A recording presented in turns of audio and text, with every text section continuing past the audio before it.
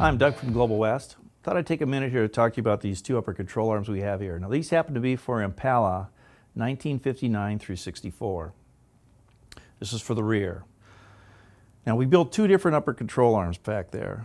We make a TBC 94 and this is a TBC 99. And if you'll notice, this one's got a bend to it. Now let me explain why we do this.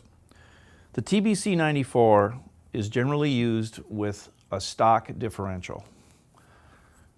The way that goes is this. This attaches to the differential side. The frame side's got a bearing to it. And the differential center line is actually more like right here. It's not directly underneath the bushing. It's actually further forward. So when the suspension moves up and down, the rear end gets real close to the upper control arm. But when you're running a stock differential, this straight arm clears with no trouble whatsoever. But now let's talk about going to a Ford 9-inch.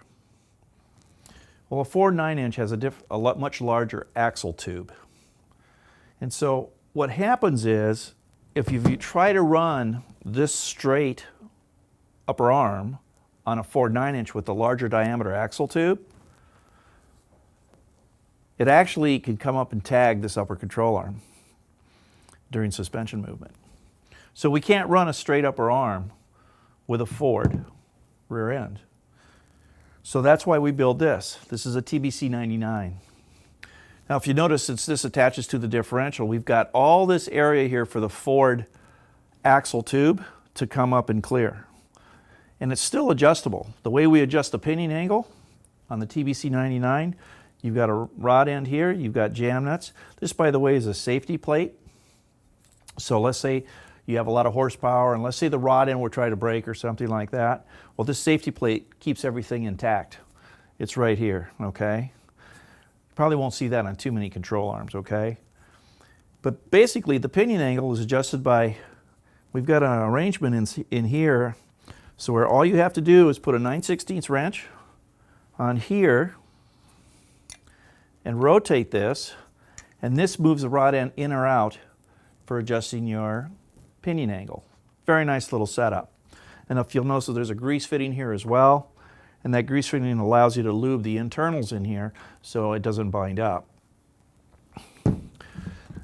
On the straight arm, the 94, all you got to do is loosen these jam nuts right here, turn this adjuster, and this changes the length of the upper arm so you can set your pinion angle.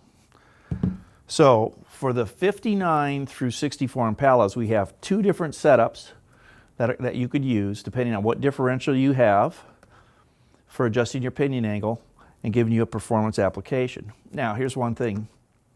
When you're running, let's say most of these cars have one upper control arm and you want to add the second upper arm. We have a kit to do that. The second upper arm comes with this control arm, because even though you're running a stock differential, part of this has to sit on the pumpkin, and so you got to have this area open for suspension travel. Otherwise the rear end will come up and hit if you try to run a straight run. So what we do, or what we suggest, is if you're building your car, unless you're going to keep the stock rear, then what you want to do is you want to order the TBC 99s, and so they actually look alike. Even though you don't need it on the one side, it's just better to do it that way. Otherwise you'll have the straight one on one side and this on the other. It kind of looks a little funny. So plan out what you're going to do for the rear, knowing that you've got these different applications that you could use, and they're sold individually. Like I say, this is a TBC 94, TBC 99, Ford 9-inch no matter what. If you're running an extra upper arm, you're going to get this arm in the kit. Then what you would do is buy two of these, and so they look the same. A nice easy setup, works every time. Great for setting your pinion angle.